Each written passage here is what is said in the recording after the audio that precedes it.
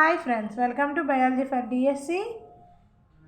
Biology methodology సిలబస్లో భాగంగా జీవశాస్త్ర బోధనా పద్ధతులు కౌశలాలలో ఉపన్యాస పద్ధతిని గురించి ఈ వీడియోలో డిస్కస్ చేద్దాం.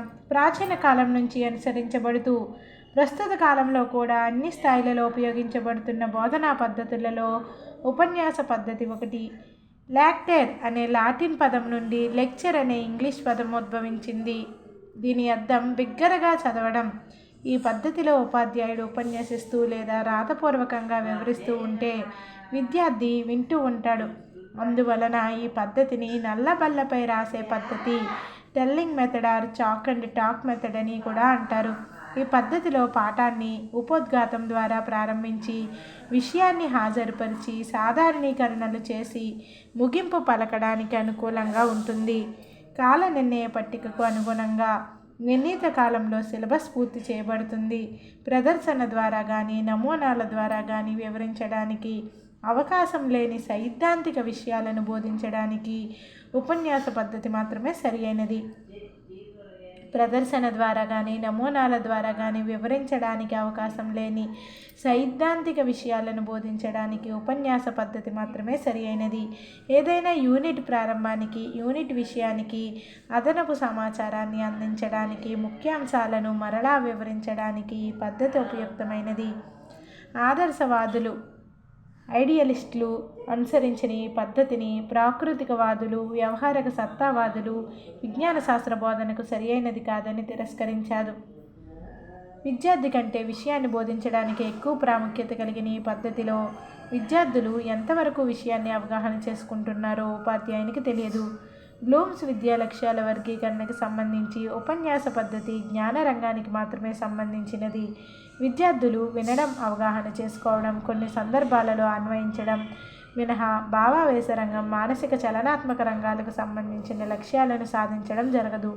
అందువలన విద్య ఏకధ్రువ ప్రక్రియగా మారిపోతుంది. అంటే ఉపాధ్యాయుని బోధనా చర్య విద్యార్థుల వైపు పయనిస్తుంది కానీ విద్యార్థుల నుంచి ప్రతిస్పందనలు, ప్రతిచర్యలు ఉండవు.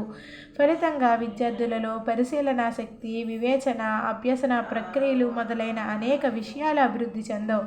ఈ పద్ధతి మొత్తం ఉపాధ్యాయుని వివరణా సామర్థ్యం, తార్కికంగా క్రమానుగతంగా పాఠ్యాంశాన్ని హాజరుపరిచే తీరు, వినసొంపైన కంఠస్వరము, మాటల్లో హెచ్చుతగ్గులపైన ఆధారపడుతుంది. ఉపన్యాస పద్ధతి జరిపే విధానం, ఈ పద్ధతి ప్రయోజనాలు, అందులోని లోపాలు, చక్కని ఉపన్యాస పద్ధతిని అనుసరించాల్సిన సూచనలను తెలుసుకుందాం. ఉపన్యాస పద్ధతి విధానం. ఉపన్యాస పద్ధతిలో ఉపాధ్యాయుడు క్రమానుగతంగా అవలంబించే దశలు క్రింద పేర్కొన్న విధంగా ఉంటాయి.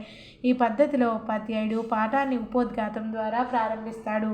ఇందుకోసం ముందుగా విద్యార్థులు పూర్వజ్ఞానంపై ప్రశ్నలు అడిగి విద్యార్థుల దృష్టిని తన పాఠం వైపు కేంద్రీకృతం చేసి పాఠాన్ని పరిచయం చేస్తాడు.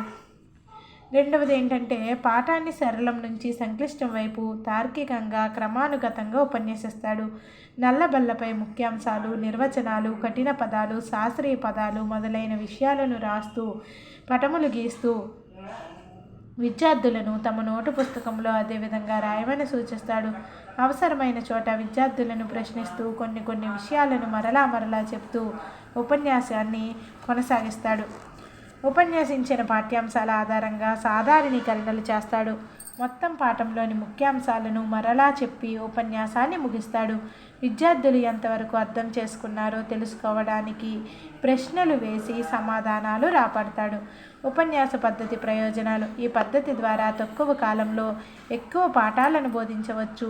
విద్యార్థుల సంఖ్య ఎక్కువగా ఉండే తరగతులలో కూడా సిలబస్ను సకాలంలో పూర్తి చేయవచ్చు.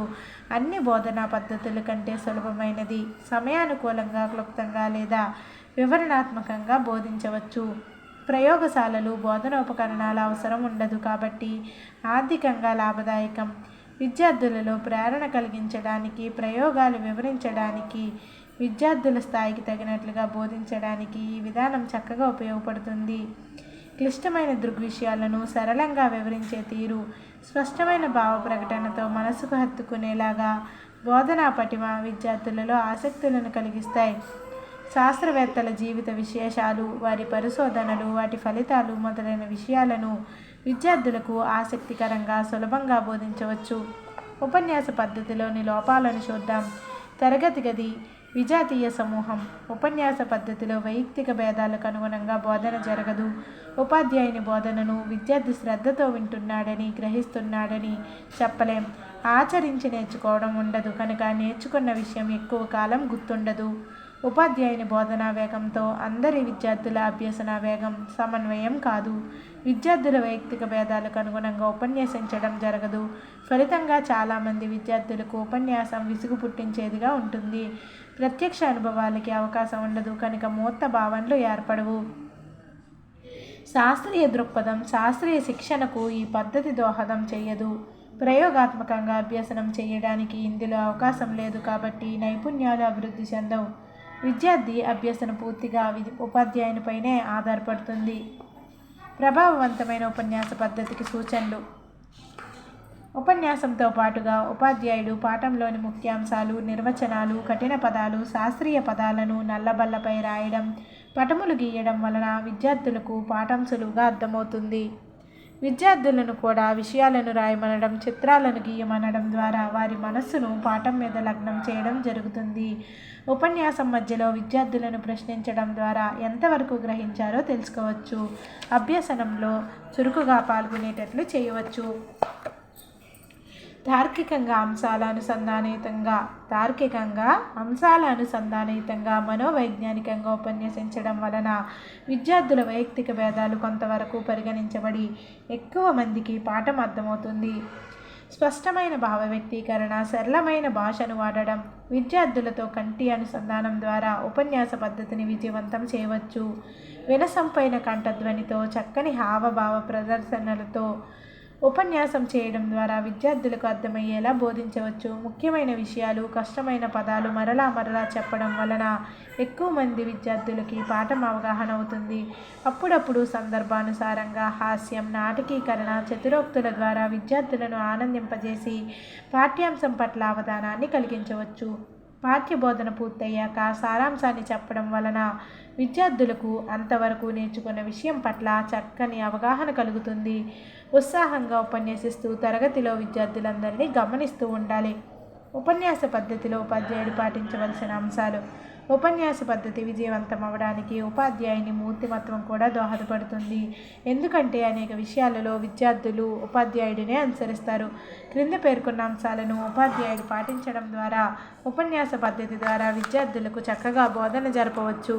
ముఖంపై చిరునవ్వు, చక్కని వస్త్రధారణ, స్నేహపూర్వక ప్రవర్తన కలిగిన ఉపాధ్యాయుని బోధన విద్యార్థులను ఆకట్టుకుంటుంది. అందువలన ఉపాధ్యాయుడు ఎల్లవేళలా ఈ లక్షణాలను తన ప్రవర్తనలో భాగంగా కలిగి ఉండాలి. ఉపాధ్యాయుడి కంఠస్వరం విద్యార్థులందరికీ వినబడే విధంగా ఉండాలి. అలాగని అలిసిపోయే విధంగా ఉపన్యసించకూడదు, లేదా ముందు వరుసలలో ఉన్న విద్యార్థులకు మాత్రమే వినపడే విధంగా చెప్పకూడదు. కొత్త పాఠ్యాంశాన్ని లేదా యూనిట్ని ప్రారంభించేటప్పుడు వాటి ముందు అంశాలను అనుసంధానిస్తూ బోధించాలి. ఉపాధ్యాయుడు పూర్తిగా నల్లబల్ల వైపు కానీ, పాఠ్యపుస్తకం వైపు కానీ, తరగతి గోడల వైపు కానీ, కొద్దిమంది విద్యార్థుల వైపు కానీ చూస్తూ ఉపన్యసించకూడదు. తరగతిలో అందరి విద్యార్థుల వైపు చూస్తూ ఉండాలి. ఉపన్యాసంలో ఎక్కడా ఊత పదాలను వాడకూడదు. ఉపాధ్యాయుడు తనకు అలవాటైన అసభ్యకరమైన వ్యక్తిగత అలవాట్లను ప్రదర్శించకూడదు. ఒక చోట నిలబడి కదలకుండా బోధించకూడదు. వీలైనంత ఎక్కువగా నల్లబల్లను ఉపయోగిస్తూ బోధించాలి. ఈ వీడియోలో మనం ఉపన్యాస పద్ధతి రీడింగ్ అనేది కంప్లీట్ చేసాం ఫ్రెండ్స్. ఇలాంటి మరిన్ని వీడియోలకు బయాలజీ ఫర్ డిఎస్సి ఛానల్ని లైక్, షేర్, సబ్స్క్రైబ్ చేయండి. Stay tuned and keep watching.